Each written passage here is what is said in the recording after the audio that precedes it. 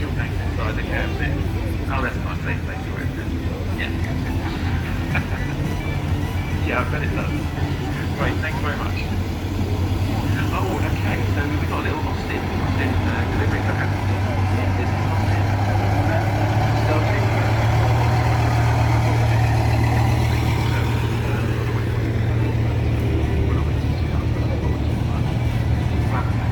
Something just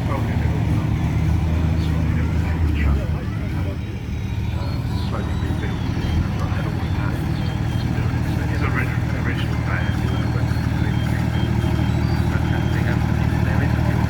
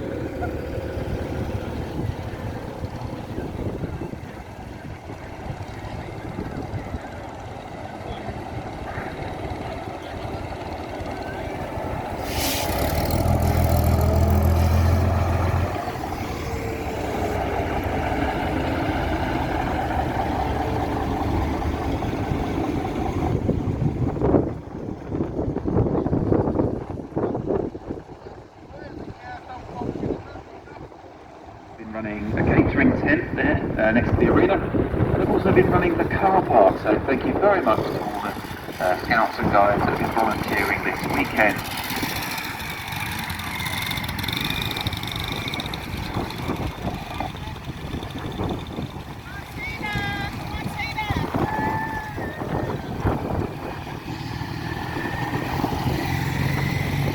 So if it's your first visit to Aldham Rally, this is our first site, at the first time, should I say, at our new site here at Marks Tay. Not the first time this site has seen a rally. Back in the 60s it started off with the Kelvedon Steam Rally. Through the 80s we had the Colchester Steam Rally, and now in the 2020s we're using it once again for our Aldham 43rd annual rally.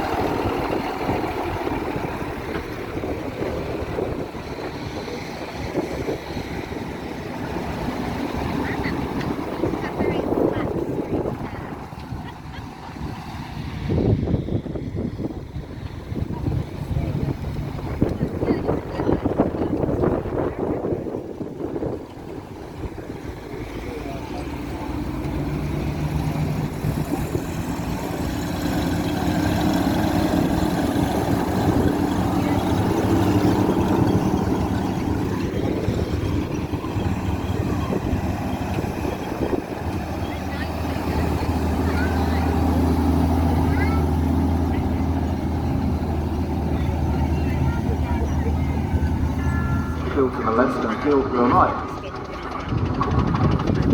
Got some lads there asking for the whistle, Graham. Which one can we pull? There we are. All important whistle. Steam engine wouldn't be complete without. So as we're going to go uphill, Graham might need to open up the regulator a little bit so we don't but I think the engine's going to be fine.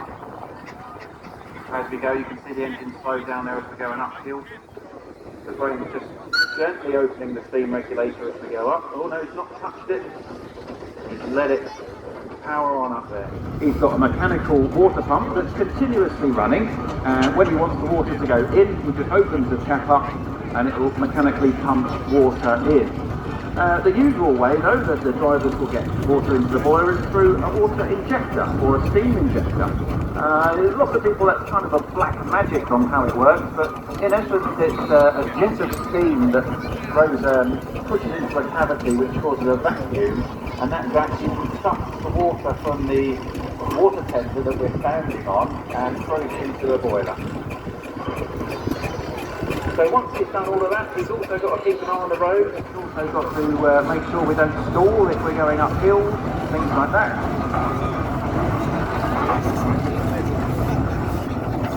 So Graham's job is a lot harder than mine.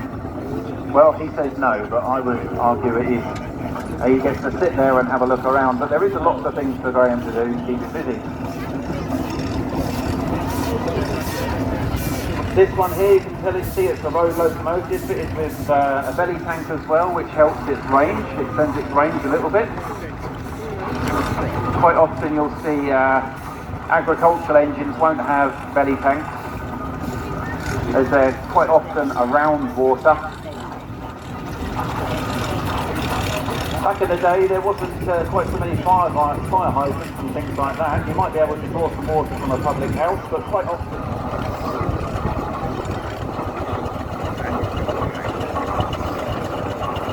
this one's kind of a multi-purpose steam tractor. It's got a governor on here that you might have seen as it goes round. It's by the side of those vertical brass tubes there that take the blow-off valves up through the canopy. There's some 3 balls attached to this device. It's not currently spinning, but it's called the governor. You would connect that up to the crank system, and what that would do is if you're storing wood, like it's connected up to a sawmill or a threshing machine, you can set the regulator up, get the speed you want, and that governor would just maintain the speed for you. You have to learn on the implement that you're using.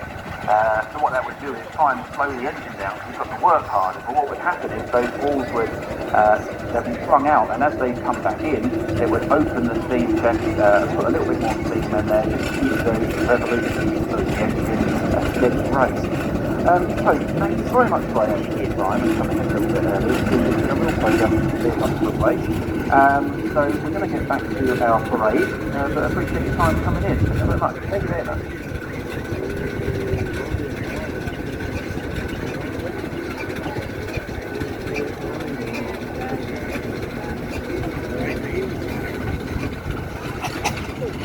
Okay, ladies and gentlemen, I hope that's been of interest to you. Just quite a lot of information there of things that you may not see that's on the skin of things when you see these tractor engines, on what it really takes to get them going and look after them. And it's kind of the same story for miniatures. And a lot of these miniatures, you manage to own a big one, or the funds to own a big one because they're so costly and expensive. The miniatures do come with a lot of their own costs. They still have to have all the same tests, boiler inspections, firebox inspections, and pass all the same certificates. But they're beautiful little pieces of kit and a real testament to the engineers that built them. So we're going to start over here. We've got a little showman's one here, but what have we brought in for us and what is this? This is a 4-inch scale Further Showman's engine. It's actually based on an engine that was built in 1914 for the War Department. In 1920 it actually came back to England from France, where it had been out to the Showman's, hence the bracket and the dynamo on the front. And quite frankly, it was sold to a woman named C. Butland, who used it with a set of chair planes. The Butland name might be familiar to some people as well.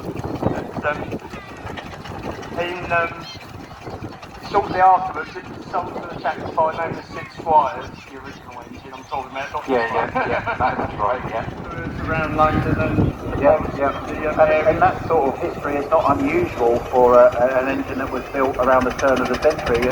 I know the War Department did call in a lot of engines and a lot of agricultural style engines for moving around heavy guns, artillery and pulling things, and quite often using the winch to pull things around. And then once the War Department had finished with them, they'd go for sale, public would buy them up, and quite often amusement companies would buy them and convert them into showmen, like you say. So, speaking of the winch, the original engine was actually used to pull down Blitz buildings during the Second World War. Wow. And fortunately enough, the engine survived the Second World War, but was scrapped in 1950, a couple of years before the preservation movement started, so that one just lost out. Yeah, wow. This 4-inch scale miniature replica's basically been built to honour the original engine. As a homage to the original. Yeah, fantastic. Well, you're keeping the spirit of it alive in miniature form. Well, the whole engine is built completely from scratch. There's no drawings, no photographs. I've luckily enough got access to a full size for near enough same sort of era. Yeah. Same sort of era for full size. And basically I've been taking measurements scale them down to actually produce this. That's incredible. So you really have to do it the hard way. Exceedingly, but it's been the fun way. Absolutely, yeah, no, it's an absolute sentiment to you. Yeah, it's a 1920 Fowler A9 road motor. Weight about 16 tons.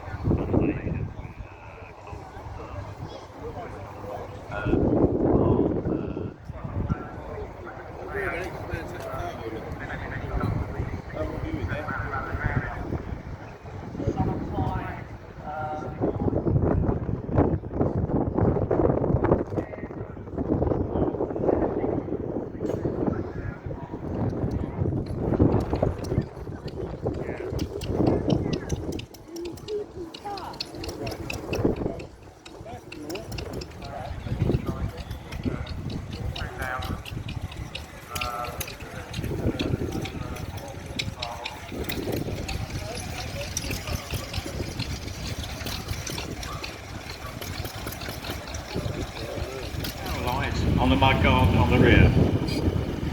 Now following this red and grey Massey Ferguson, we've got a grey Ferguson. Little grey Fergie.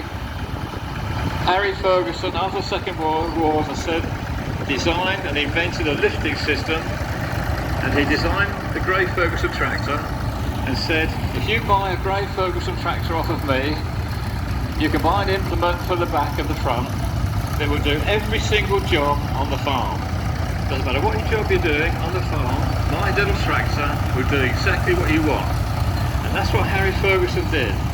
Designed a tractor that would plough, harrow, it would have a loader on the front, it would cut timber, it would do everything you possibly wanted. A little grey Ferguson tractor. Now you may wonder why it's called a grey Ferguson tractor. And the simple reason is, obviously, it's grey.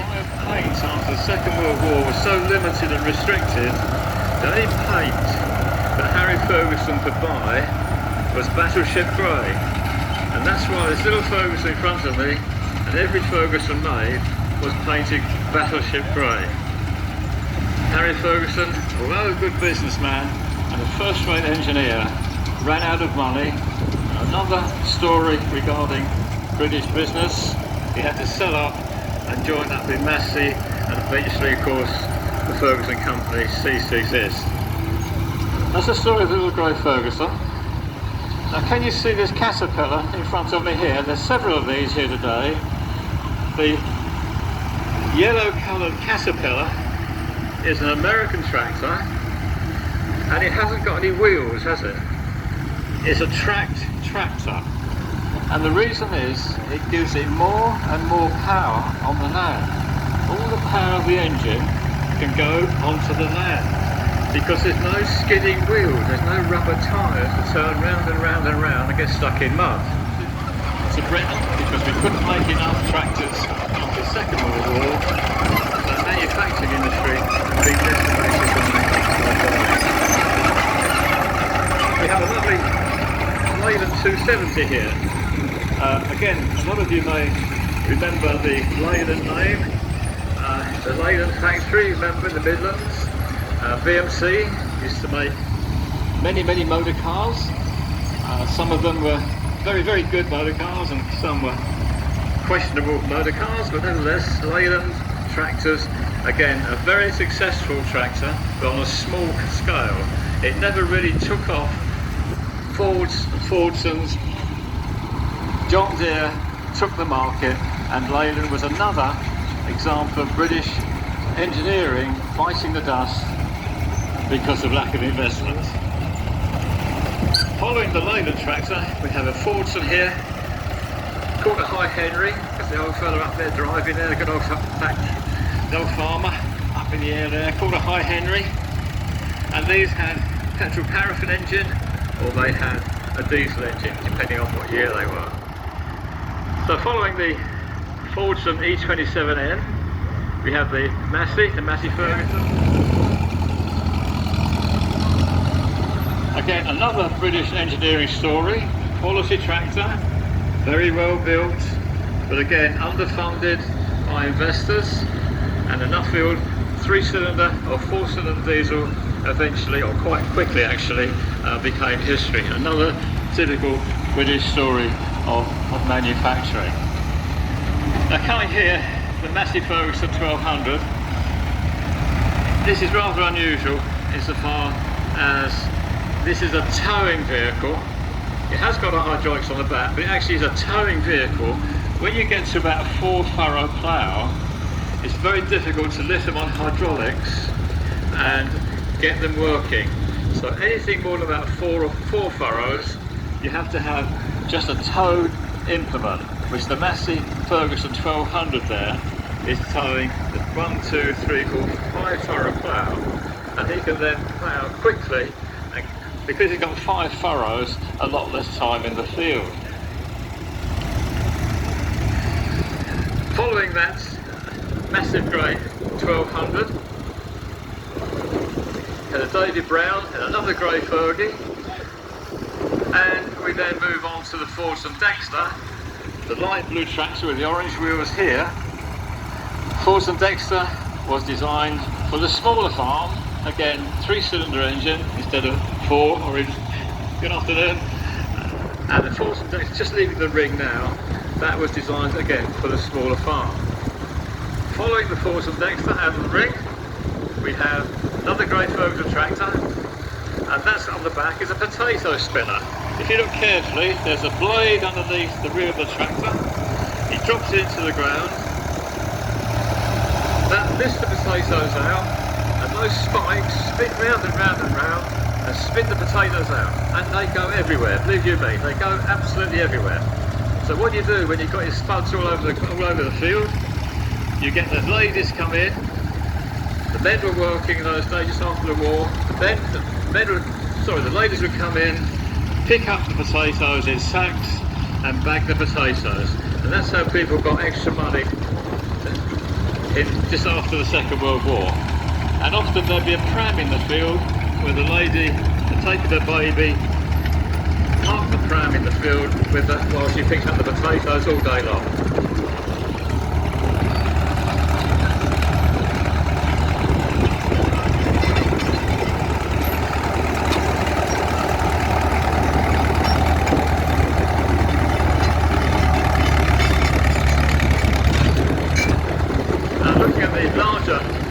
Tractor here, a larger Caterpillar.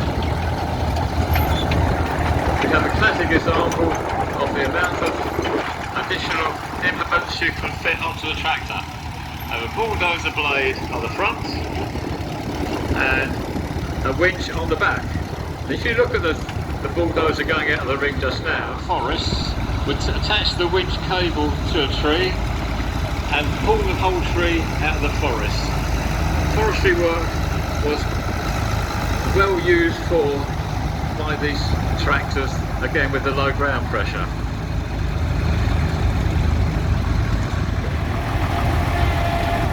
As we're trying to see, as the tractors leave the arena, I'm trying to tell you a little bit of a story on the history of them. Another Massey Ferguson leaving here, followed by a beautifully restored Fordson Major, probably better than the day it was actually made, that one. But look what's following behind the two wheels on the rear start spinning because all the power can't be transferred to the land. So the answer was to have 4-wheel drive, and main manufacturers in Britain didn't make a 4-wheel drive tractor.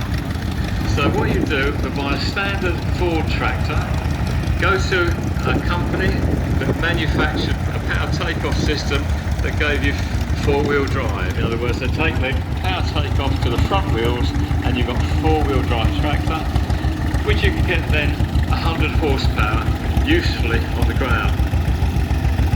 And following these modern tractors, if you like, you have a little Fordson here. Fordson at the time, in the First World War and even in the Second World War, were ladies from the town, from the cities, because their men were fighting abroad. The land army would come and work the land. They would have to literally drive these tractors, learn how to service them, repair them, maintain them and use them. Wonderful girls, the land army.